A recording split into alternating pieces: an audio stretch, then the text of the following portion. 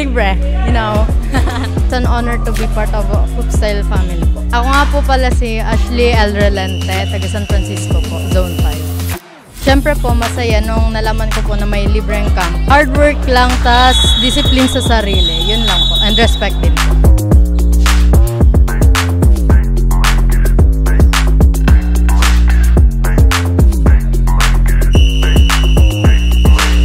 Hello po, good day. This is Jeric Sumayo Esmenda, the SK Chairperson of Barangay San Agustin and the SK Federation Vice President of Iriga City, together with the SK Council of Barangay San Agustin, Iriga City. Bali po, napakalaking epekto nitong basketball camp na to. Kumbaga, nandito na po yung grassroots pagdating sa knowledge and sa skills pagdating sa basketball. Mas ma-prepare po sila sa mga next challenges po ng pagiging basketball players.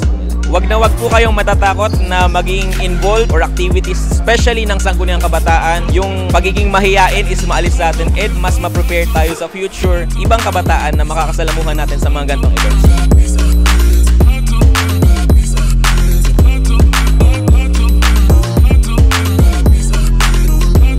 Hello, this is Coach Paul Sepe. Pinaka-goal natin dito sa camp, give back to those children who have a camp na talagang may quality yung camp, yung mga drills, yung camp na may matututunan talaga yung mga bata. Well, the mindset is always believe in themselves, no? Believe they can, para matuto sila ng proper and basic concept of basketball.